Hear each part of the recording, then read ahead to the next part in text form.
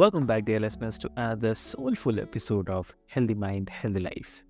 I'm your host, Avik, and today's story is one that blends art, healing, and the profound wisdom of horses. Yep. But before we delve deep into that, please welcome my guest, Deborah and Lucas. So welcome to the show. Thank you. I'm really happy to be here. Amazing. So, dear listeners, before we delve deep into the discussion, I'd quickly love to introduce you with Deborah. So, Deborah is the author of Dance While the Fire Burns, Identity, Family, and Dreams. So, she holds an MFA in ceramics from UCLA, and her life has been a beautiful dance between creativity and healing. So, after a life-changing fall from her horse, she transformed her pain into power, creating an empowerment installation as part of her recovery and later becoming a Hellerwork practitioner, mastering the art of myofascial release for both the humans and the horses. And today she joins us to talk about what it truly means to heal through connection, to breathe, to ground, and to listen to the language of the body and of horses. So, why do it? Let's get started. Welcome to the show again, Deborah. Thank you, Avik. Amazing. So, Deborah, like your memoir, the title, it's really amazing. Dance While the Fire Burns. It's both the poetic and also the powerful as well. So, if you can share, what that phrase means to you personally. Was it born from from your accident or from a deeper lifelong lesson about the resilience? Well, it has a duality to it.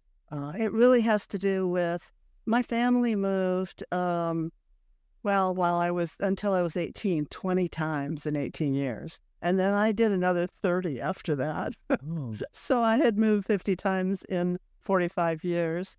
And that affects your wellness, your ability to be grounded. And so I had to really work at finding that for myself. And I started to find it through art when I found my husband. And then I got a call from my brother after I finished my BFA in Indiana, telling me that he had AIDS. And so I dropped everything and we moved out back to California. And I became his caretaker. And a big part of that was me learning to be grounded and healthy and enough to be able to be a good caretaker. And so I went through a lot of lessons with that. And one of them was the accident with my horse and helicopter ride into town and a couple of days in the hospital and a long healing period. But that healing period was with a Hellerwork practitioner, and he helped me heal from that, as well as a lifetime of pain from another accident that I had off of a horse when I was 17. So, 20 years earlier. So, it changed my life. That touch and that connection with your own body. I learned more about my body in that healing journey than I'd ever known. And so he suggested that I go through the training. He thought I'd be good at it. So I did. And while I was working on that, I had my horse who was in pain. And I learned the connection with my horse by breathing with him, by just standing and being quiet. Because if you're not like that, the horse will respond to it in a way that you don't really want them to respond. They mirror your emotional state. So they taught me that for sure. And I went on that healing journey and was sharing it with others. And so instead of sculpting clay, I was sculpting bodies. Oh,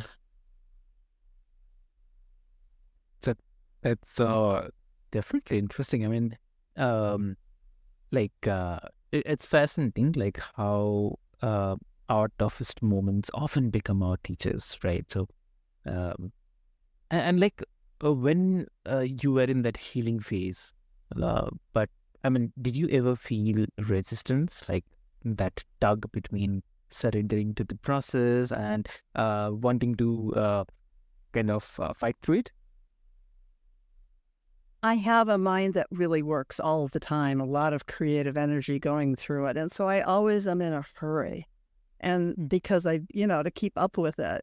And that's not very effective, really. And so I've learned to be grounded and to breathe through things. But there's been a lot of a series of lessons. So, and I don't think they ever stop. I think we continue to learn new levels of healing and connection and awareness. But I'm very fortunate now because we live on 20 acres, kind of out in the middle of other people's farms, and it's quite remote and a lot of green around us with our 2 rescue horses, and so and, an old growth forest. So that gives me a lot of opportunity to be close to nature and to remind me, get in the garden or go out and go for a walk, and or just go see my horses and then I start breathing with them. It's really a cool thing. Yeah. You can blow in their nose and they blow back and then they lick their lips. It's really delightful. Seriously, I mean, yeah, I mean, as I mentioned, it's really, I love like how you turn the physical pain into an art form. So I remember when I said about the art, I remember from my childhood days. So I mean, I started the fine arts, not completely into pottery, but fine arts I did. I was into the oil painting and all. So I was very much sure, okay, I will definitely become a painter. So I love, yes, I love that. But yes, things started change later on. Then a lot of new things came in and all. But if I still feel like I did for 13 years of painting, I did everything I completed. But then yes, life is very unpredicted, right? So That's you true. have to go through a lot of things and all. But yes, I still love those phases from my childhood days with the brushes, with the turpentine oil and all those things. I really love those. So I can totally relate, yes. I've been doing watercolor. It's a very easy thing to have around, and it's very immediate, and it like it dries quickly, unlike oil, and it works in layers, which is a lot like the body work that I did. You have to release the tension and holding patterns a layer at a time, a layer at a time. So it seems like everything was echoing throughout everything for me. But about the clay, I learned how to throw a pot and then I never did it again. I'm one of those kind of very physical, like I throw the clay and I, do coils or slabs and I mold them into big forms. And for my installation for my MFA show, it came out of that healing process after the fall. And it was because the practitioner gave me a few books that he thought I might be interested in. And one is Goddesses in Every Woman, and the other one was Black Elk Speaks. And from that, I drew archetypes that helped empower me. And so I built this room covered on the inside with ceramic tiles in high relief of 8-foot-tall horses and, archetype images with big, horns and all kinds of fun stuff. And so, yeah, but as you were saying, sometimes things happen that you don't quite expect. And the way that the tiles were installed, they actually didn't hold through the night. And so at the opening, I was pulled in and said, what are we going to do about this? A whole panel had fallen and broken on the floor. And, we worked it out. It's like, okay, well, we're going to let people see it anyway. We'll shore up a couple things. And in the middle of that, a woman comes and she drags me inside and she says, you did this on purpose, right? And I look at her and I go, yeah. And she said, it's the horse of death and transformation that is in this archetypal, like this archaeological pile of rubble, right? And I went, oh. And it's like, I'm constantly learning from people who see my art or read my words, how they see it. And then I learn back from them. And so it's this circle of healing and connection and awareness. It's really quite amazing. Exactly. It's really amazing, I'd say. And like like you have also shared that your healing led you to Hellerwork, myofascial release modality. So, Right. for the people who might not know about it, so if you can just brief like what exactly it is and how did it change not just your body but your relationship with it. So it really changed my relationship with the pain that I had been in, because you get so used to being in pain all the time, you don't realize that there's another way of being. And it's with the hands and with the elbows and the forearm, and it's a very slow moving kind of stretching or elongating the connective tissue in our bodies.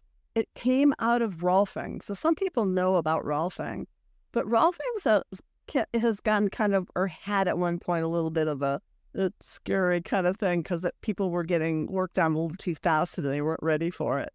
And in my work with Joseph Heller, who came out of that tradition,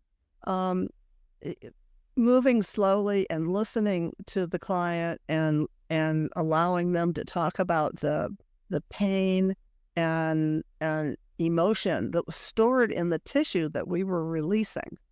That knowledge that is true, that's how we have these holding patterns, and in those we hold our emotions in our body. And so if we could release them, then, it's kind of based on yoga. So a lot of people, achieve the same thing through stretching, through yoga.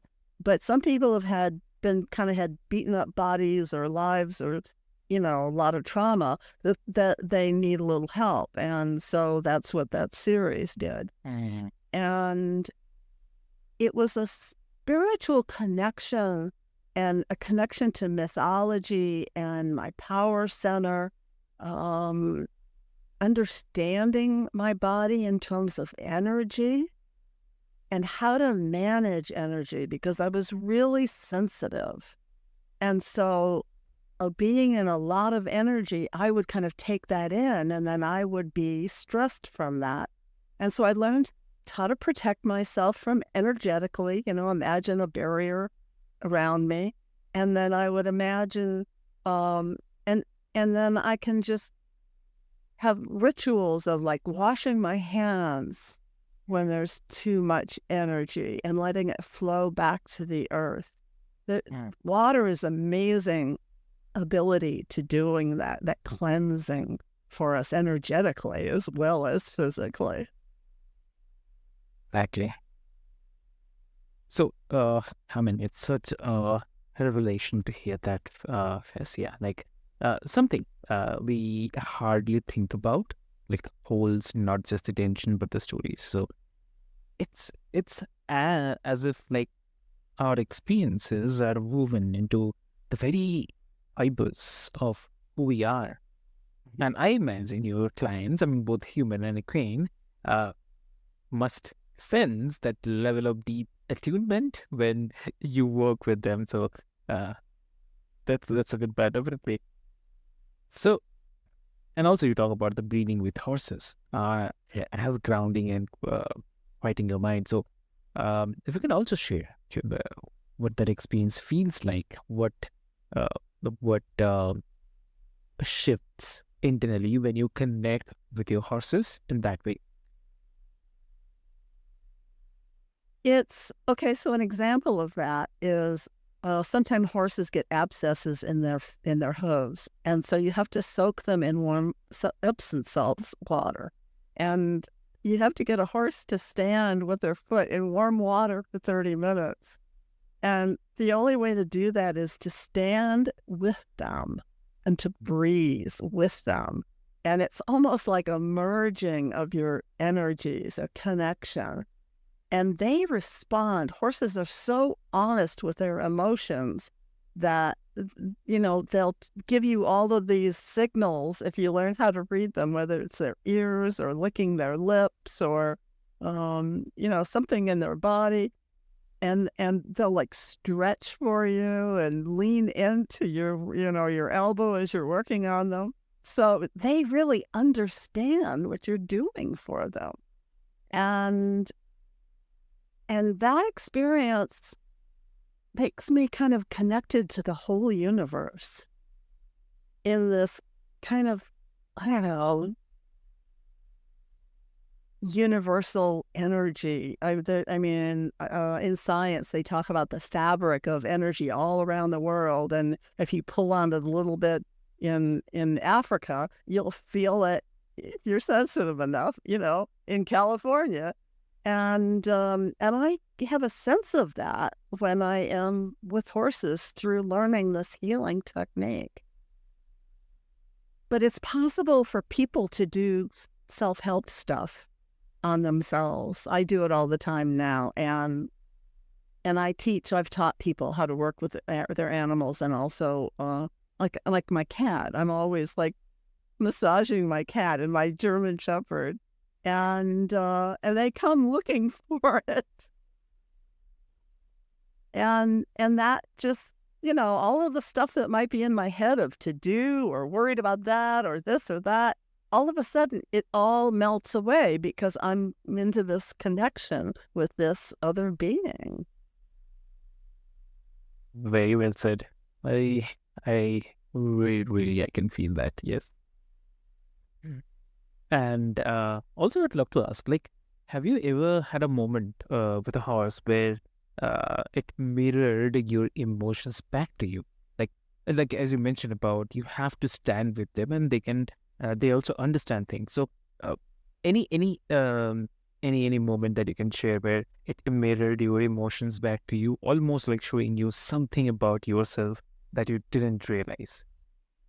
Well, they always remind me when I have a lot of anxiety, because if I go in there and I'm like worried about something or excited, overly excited, instead of just calming and listening and feeling, if I've got all that energy going on, they show it to me and they like back away from me and they kind of dance around, and it's like, oh yeah, that's right, I have to remember to breathe. Yeah. And it just really changes me. I mean, my horses really helped me heal after the death of my brother, which is where my book ends. And that's actually that's where I got the title of the book. Because of when he was being cremated, they had music there, and it was just the guy that worked there and me, and he put music on, and I was communing with my brother and dancing while the fires burned, and yeah, so I've had a lot of death and dying in my life, and my brother taught me how to make that such a positive, transformational journey, and how to celebrate a life even at those moments. And so I've done a lot of that with all of my family, but now, and with my animals, how hard it is when you lose an animal.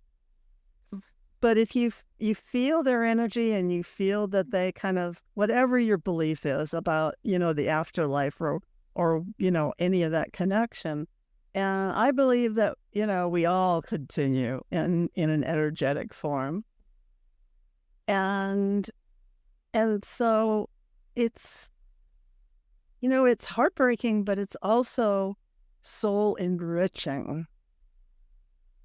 And our feelings, when we have big feelings, that's the ultimate humanness. And so in order to really feel the joy, like the joy of a sunrise, you kind of need the balance of the sadness, because really feel it deeply. And then you put that into your art or your writing. Yeah, exactly.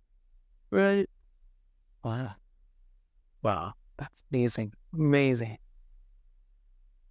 I mean, I have to say that amazing will be a very, very less thing to say, but I'd say it's really incredible because it reminds me of how animals, especially horses, seem to feel beyond the words and they read the intention, not just the energy. So, it's a level of emotional honesty that's rare in our human world, right? So, yes. And I have to say that I think your story is such a gentle reminder that healing often begins when we slow down enough to listen. So, yeah. Yes. As does creativity. We need to slow down in order to allow creativity to flow through us, which again is another healing process. If we let it. I totally believe that because creativity cannot happen in mass or creativity cannot happen in crowded space. So definitely you need a space, you need to calm your mind, and then only you can have that creativity. So I agree. Yep. Yeah, I imagine that I'm falling into the work. Somehow I'm just like merging with the brush and the paint and the paper and really feeling that process of making a stroke or adding some water and allowing the colors to move around. So, and clay is just amazing because it really, it's made of the same minerals as our bodies. And when it goes into a fire, it moves around. And you never know quite how it's going to come out. And so it has a lot to do with the work that you've done with it and your connection to those platelets and the clay and whether or not it'll come out the way that you hope. But sometimes you just have to accept whatever comes out. So, yeah. Exactly true. Yep.